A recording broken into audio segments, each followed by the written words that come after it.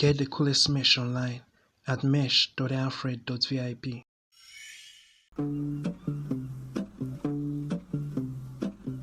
you happen to know where this house is? Everybody knows the Cliff House. Fare $75, holiday pricing. Anxiety, keep on trying me. Listen up, everyone. It is Labor Day weekend. It's interesting that they used that Doshi Anxiety song for the soundtrack. You know, they licensed it to use it for the soundtrack of this movie. That's interesting. Cows are entertaining. And that brings to mind, you know, about the entire marketing angle of movie producers and movies going after actual trending songs on TikTok and licensing them to use as their, you know, movie soundtracks, you know, and using it in their movies. But the problem with that is that that dates the movie, because a lot of people will associate that sound and that song to that TikTok trend, the era, the time of that TikTok trend. And when the TikTok trend dies out, you know, they would view music that is associated with it, you know, until it appears on, like the movie that will use it for a soundtrack, they'll view it as dated to that time period, as, you know, kind of like something that has phased out and has also, you know, passed out, you know. So that could stand as a disadvantage. Also knowing that it's going to cost a lot more money because it's trending. You know, it's going to cost a lot of more money for the movie studios to license it, and that explains why most movie studios actually have boring intros. Like you can see some popular series like a Spider-Man series, you know, the cartoon and stuff like that, that the intro will be, they will get some rapper that nobody ever knows, or they will get some artist that nobody ever knows to do a Spider-Man cover. You could have paid, if you rap you wanted for the intro, you could have paid a very popular rapper, or if you're singing, you could have paid a very popular singer, you know, to create a unique song. But a lot of studios want to save money. In that case, I think it is not wise. It's actually helpful for a studio to use a big name artist, you know, but they should know which artists they are picking, because some artists don't play corporate safe, you know, down the line, like a lot of the Disney artists that eventually go astray, you know. But having a big name on the song that actually does music, rather than somebody who, you know, the studio just picks up, you know. So that's it. Story for another day. Every day, all details flow through me. Let me go back to the beginning to listen to this, as in get the whole trailer. You know, again, you know, I'm not interested in the song. You know, Doshi is somebody that, you know, she says she takes crack in her music and promotes it in her music. And of course, you remember that clip of her saying that that straight men are a red flag in a relationship, you know, which is a demonic and evil new world order, super feminist, anti-population, you know, anti-population, human population growth thing to say.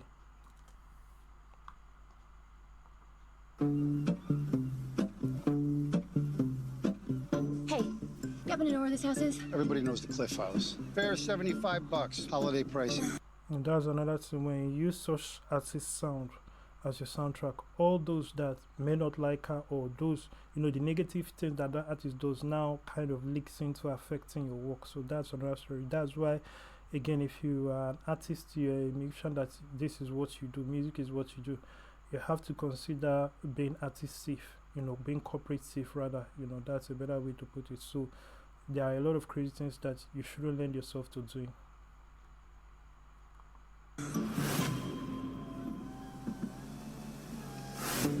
Anxiety, keep on trying me. Listen up, everyone.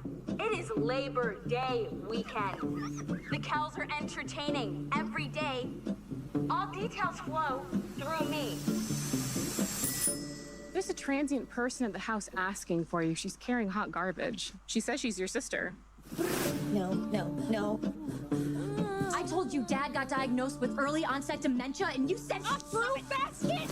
Welcome, ladies. Sips and Nibbles are in the back. What is this place? And why does everyone look like an Easter egg? Is this still their property? Michaela, she's my boss. I get to call her Kiki. It's a really special honor. Hey! Whoa, shielding a scepter?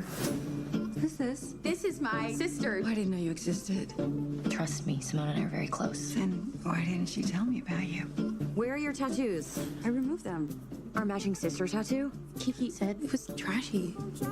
My sister seems to...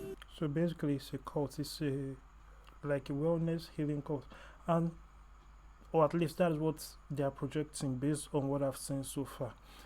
And it is there are so many things to be said about this. Let me finish watching the whole trailer before I give my opinion. Really worship your wife. Yeah, Kiki has that effect on people. Breath? 10 out of 10. Mine? Take my gum. Dad keeps asking me where you are. You don't feel any responsibility for him. He didn't feel any responsibility for me. I love who I am here. I am the only person who has always had your back. Kiki has my back. I'm not the monster that you think I am. She's got like a weird power. All of us do. These are the best times of your life. This Michaela bitch has her talons so deep in your brain that you can't even tell you're in trouble. This is the happiest I've ever been. We have got to get out of here.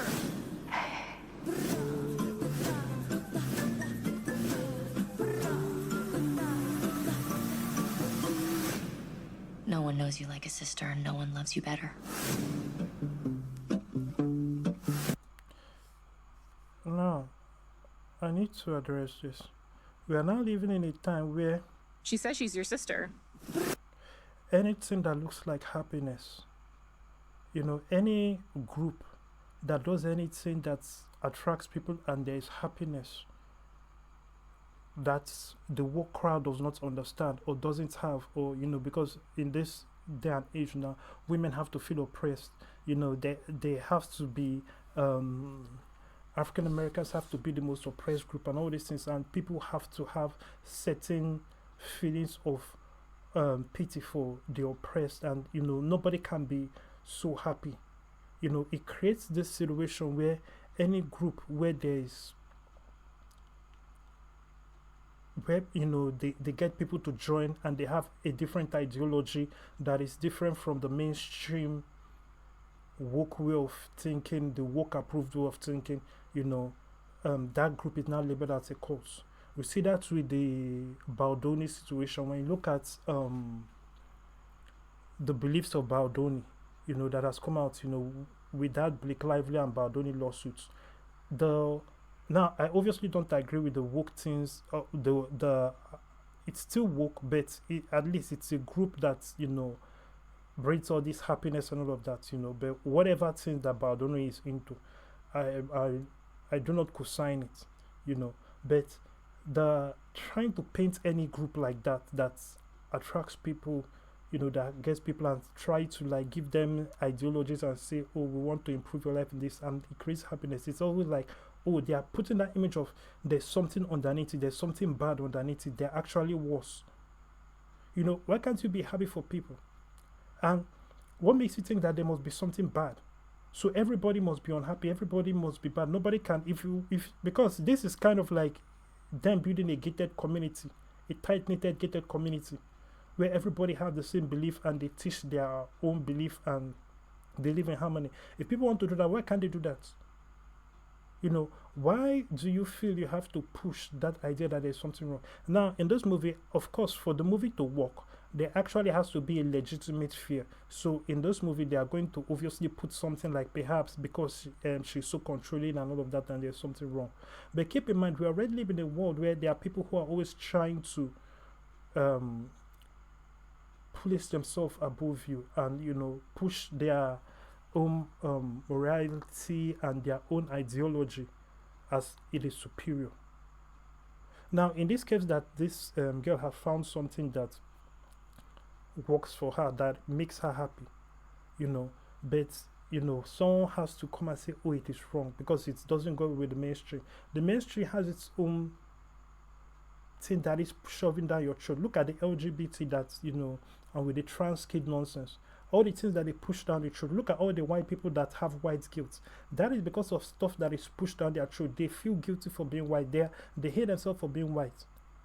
And they take on the alleged, and it is funny, they take on the acquired sins of their race, not even their ancestors. Because a lot of white people, when you look at the whole white guilt sins, a lot of white people have no business feeling white guilt. Because the reality of the matter is that the majority of white people, the reason we don't have slavery today is because the majority of white people fought against the white people that owned slaves.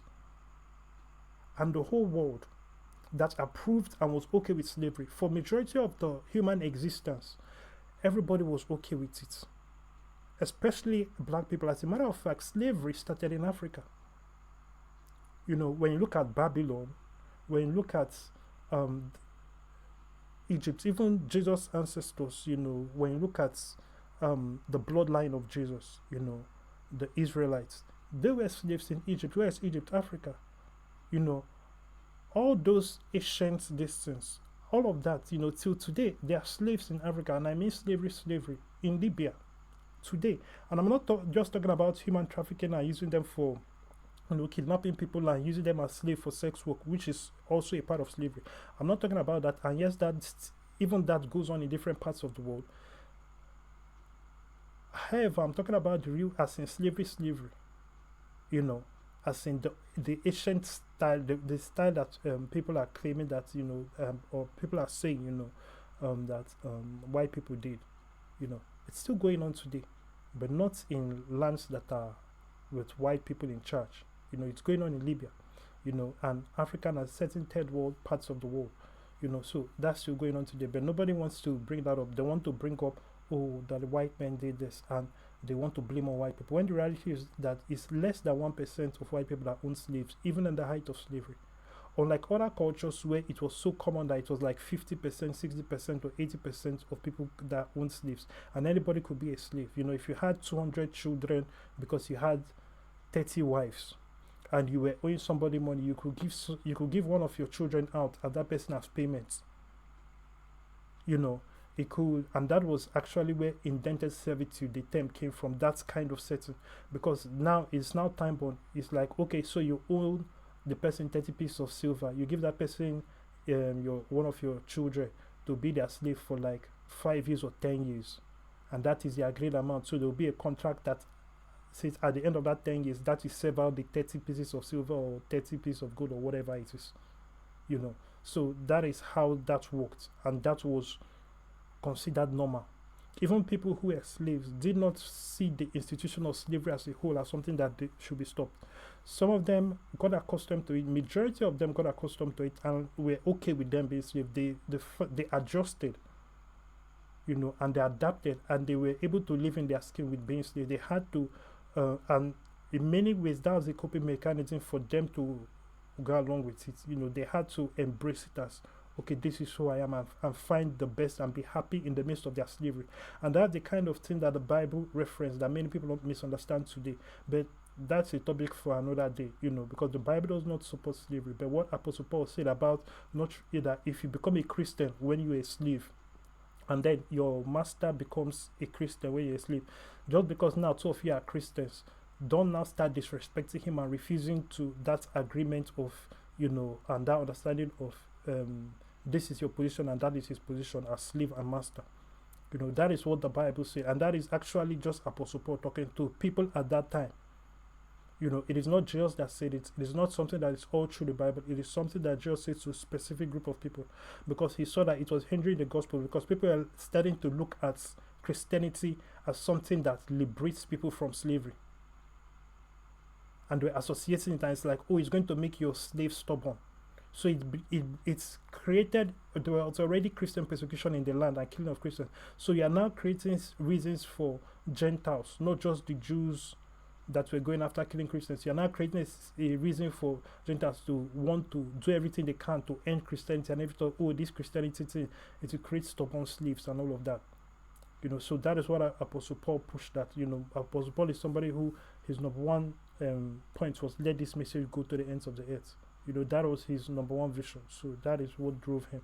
So that being said, you know, it's only like less than 1%, but they push that narrative like it is all white people. A lot of white people, if they trace their ancestry, a lot of white people who have white guilt, if they trace their ancestry, they will see that their ancestors actually fought with Abraham Lincoln against slavery, or their ancestors were part of the abolitionist movement even before Abraham Lincoln that were against slavery. That is the reality, and they fought against it. You know, if the majority of white people were not against slavery, slavery would not have ended when it ended and how it ended, you know, in America and, you know, beyond the world, you know. So that, understand that reality, but they just put it like, oh, it is your race, because there is a bigger agenda, an agenda that is bigger than even what African Americans understand, because African Americans are being used, because hatred only breeds more problems in the future, you know. But this ideologies that they want to push, you know, so they attack any community of anything that is happiness, you know. And that being said, I'm not discounting things like you know, with Alison Mack and, you know, things like that association she was part of, Nexon, things like that. I'm not discounting stuff like that, you know. There are groups that have, you know, a tight-knit community, and then they now do evening side, but that could apply to any group. Why do you feel you have to go down on any community or any group of tight-knitted people, especially when they are whites who are happy? It's not like, oh, it's a cult situation, there's a cult leader, a problem. So that's in itself is a problem, you know. Let people be people, you know. Let people have the freedom to join and, you know, belong to whatever group they belong to, as long as they are not hurting anybody, you know. So there's that. But keep in mind that the world will always want to manipulate you. It's just like, for example, disciplining children. In America and the West, it's child abuse to discipline children, you know, for a parent to use the belt. It's child abuse. They made it child abuse. Before they made it child abuse, well, look at how the responsible people that came into society and the influence that parents had over shaping what direction their children went compared to now. And keep in mind, the society uses its own belt. His belt is called jail. His belt is too late. It's when it's too late for the child to learn. Society has its own belt. You know, society has its own pressures of, and it did it. And when I say society, I'm talking about the society and its belief and its expectations as it is created by a powerful few that control the media, that control the news, that control something like the woke ideology, and say this is what is right, this is how you should act. Oh, this is wrong. Oh, Andrew Tate and his ideology is evil. Mine is superior. Oh, women are superior to men, and, you know, all these new angles of feminism, and they change and manipulate every ideology. You know, these are the same people that are behind the whole movement of psychiatrists and going to therapy. This whole going to therapy is not popular. Going to therapy is now the new pastor, but it's the pastoring of the world. Before, back in the day, people had pastors and communities was built around the church, you know, but now they have demonized the pastors and they have replaced it with therapy. You know, what makes you think, and you know, the people that like to paint pastors and preachers and like clergymen as, oh, they are doing something nefarious. What makes you think that the therapist is safer? A lot of the therapists are all sinners who live in sin, who currently, they don't even admit that they were once sinners and want to change. A lot of therapists have a lot of issues, and in many cases, that is actually what made them learn so much about therapy, to deal with their own issues. And many of those issues are still there. How many people have you known that goes to therapy that has their problems solved? A lot of people that are going to therapy are forever going to therapy. If they had relationships with their own parents and people in their own lives, and they talked to them, they opened up to them, and they listened, they were able to listen and to apply those changes, wouldn't their problems be solved? But they rather sit down with the therapist who says, now tell me about it, and we now make sure that they align with the state's ideology of how to act, because that is what therapy is. Therapy is going to align yourself, pay money to the state for the state to control you and how you think, to make sure that what you are doing, your way of behaving is state approved. Because, for example, if a child, and this is why I laugh at Christians, and laugh should not even be the right word or the right way to feel about it. It is sad that a lot of Christians promote going to therapy.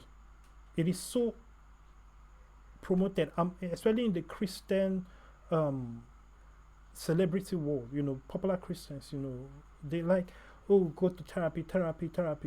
Therapy, what do? They don't give you advice from the Bible. The advice and the words they are giving you in therapy is not from the Bible. It's from the word. It's from the therapist. If somebody goes to therapy and says, I'm a boy who feels like a girl, what do they say? They have to say what they learned in psychology school, that yes, that is normal, that is okay. They go against the Bible. They don't listen to the Bible. They don't follow the Bible. They'll give you Satan's advice. Therapy is just a scheme from the pit of hell to basically replace the whole influence of people having pastors or the church in their lives, to direct and conform the body of ideologies to be in line with a particular belief system. So now it is now something that is socially acceptable, not attributed to a religion, something that is for everybody. And it's built to align. It's a replacement of the church, to build to align people to a collective group of ideas, a new Bible, a new code of conduct for culture and humanity that is based on Satan's thoughts and opinions for how man should live. Like a man can become a girl can become a boy, all kinds of stupid things like feminism. Somebody who goes to therapists in America will never have a happy marriage, especially women. You will never have a happy marriage because the therapist, especially if it's a female therapist, the therapist is going to be true to feminism, modern feminism. And feminism is against marriage to a man. Because modern feminism is about finding faults in men. It's a status. Modern feminism suggests that men are the problem. It is not about equality. It's about blaming men. Toxic masculinity. Oh, a man being a man is toxic. It's toxic masculinity. When has a feminist ever said anything good about the man? It is only when men are gay or effeminate or become transsexuals. That is when they have something good to see. And that's to protect the LGBT angle. So how would that help a marriage? And when a woman goes to a therapist who is a feminist to help in their marriage, what's she going to say? It's always going to be the man's fault. And since in feminism, modern feminism, men in general are a problem, just like in the modern civil rights movement, white people in general are a problem. It doesn't matter what kind of a ally, quote unquote, you are. It doesn't matter how many black friends, African American friends you have. It doesn't matter what you have done for African Americans. It doesn't matter how you give the charity, how, whatever. All of that doesn't matter. As long as you are white, you are part of the problem. And it's like you have to keep on doing penance with whatever new woke thing they want you to do to be an ally or to be seen as an ally, and you'll never get there. You never fully become as, oh yes, he's an ally, or yes, he doesn't have any prejudice. All white people have prejudice. All white people are internally racist. All white people have eternal racism, and all these kinds of terms that they put. So that's what the modern civil rights movement is about. All white people are the devil in general. And that is the same thing with modern feminism. All men are the devil. So you cannot show me a feminist in a happy marriage, because everything is the man's fault. And the man has to do this, do that, do that. And for the man to ask for anything, for even the man to expect food on his table, even though he brought the money and all of that, is a problem. Why the woman is like, why do I have to cook? Oh, I go to work, so I do this, do that, do that. Oh, why do I have to put food? Oh, it is misogyny. Anything that suggests the woman doing anything for the man is patriarchy. It condemns it. So when you bring feminism in the home, the home will not work, because everything, the man is the one giving, And the idea of a woman giving anything to a man is patriarchy, submitting to the patriarchy. So the man gains nothing. You know, the man has not, there's nothing in it for him, even sex, there's nothing in it for him. You know, it's only when the woman wants it and if she feels like it. You know, the man gets nothing. The idea of marital responsibility out the window. All those things, you know, the man gets nothing when he gets with a feminist. And then when you now have that kind of feminist, and even if it is a man, a male therapist, the male therapist has to align with what they learned in the psychology school and all the nonsense, because that is what he signed up for. And so he has to lean into the feminist ideals. Otherwise, he will eventually be exposed and run into problems with his female clients and all of that. So he has to push into that feminist ideals. So it will create unhappy marriages. And that is, I guess, why these people hate any idea of any group of people being happy. And they want to demonize it. So you feel like there's nothing out there that could bring you happiness, that is abnormal to be happy. You know, because, you know, life is full of problems, life is full of ups and downs, life is full of chaos, you know, so everybody must be disheartened and disorganized. Like this, in this situation, on the surface, you know, why would you judge people like that on the surface who are just, you know, they are clean, they are cut, you know, they are sophisticated, you know, they are well dressed, they are happy. What does it concern you? Why do you want to demonize them? But this is the thing, you know, oh, they have a cult leader. You know, could it be that they just have somebody that taught them a way of going and existing that just makes them happy? If the therapist is not a cult leader, you know, a cleverly constructed cult leader, you know, why don't you look at that? He's giving you, or she is giving you, a way of thinking and living that is in line with a book, a therapist book that is written by man, you know, and a man that is obviously under the influence of the devil. Is that not a cult that you have accepted as normal? You know, that is it. You know, so think about that. That being said, you know, this is why it's important for us to preach the gospel and for the church to be pushed, and in different modes and means. Christianity is the only ideology that has stood the test of time, of helping people and actually benefiting society. You know, but things like this modern feminism of all men bad, you know, things like, you know, the modern civil rights movement of all white men are evil, all white men are the problem, oh, white is evil, oh, eternal racism and all of that.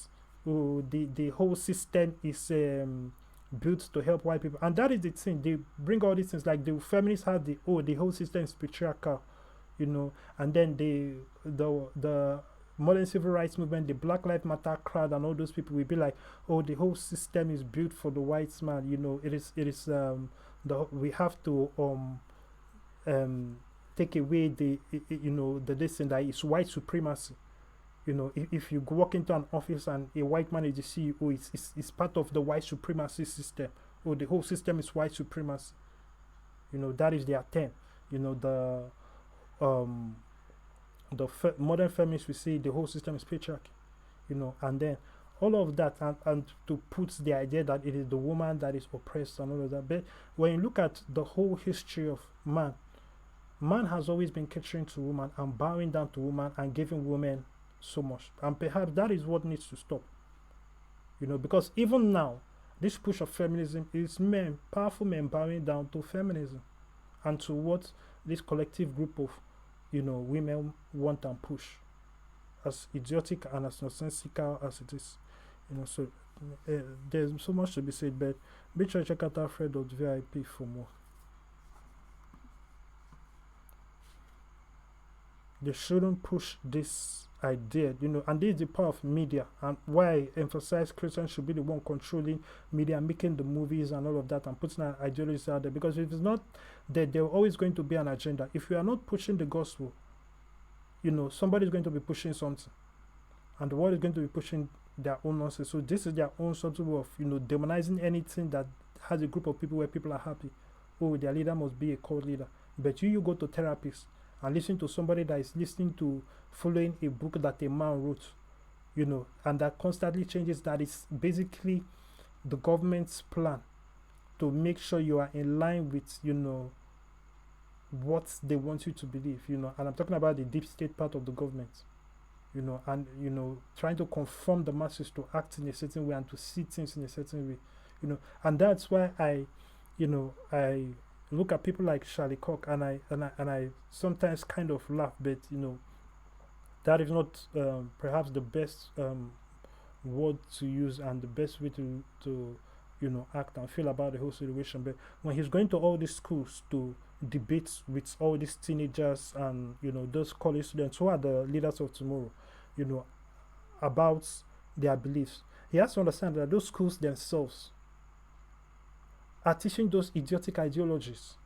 that he's combating. So he has just like 10 minutes or 30 minutes or 45 minutes to debate students that are receiving 4-year courses of propaganda, 3-year courses of propaganda, at the very least 2-year courses of propaganda. But all he is there is 45 minutes of questioning what's the propaganda that they are getting. Instead of the learning that school is supposed to be giving them, the school is giving them woke propaganda. So how do you combat it? We must remove wokeness from the school itself. It must become illegal. And Christians, we must start schools that are actually Christian, and we must infiltrate the other existing schools with our ideology, because our ideology is the truth. And there's no such thing as multiple truths. There's only one truth. There cannot be multiple truths. So that's that. Say this prayer audibly if you've not given your heart to Jesus Christ. Dear God, I believe in my heart that Jesus Christ, the Son of God, came, died, and was raised from the dead to save me. I confess him, Lord, over my life, and ask you to give me your Holy Spirit to live within me. I receive your Spirit by faith, and thank you for I am now born again. In Jesus' name, amen. If you just prayed that prayer, congratulations, you're now a Christian. Go to alfred.vip and get resources that will help you with your work with God.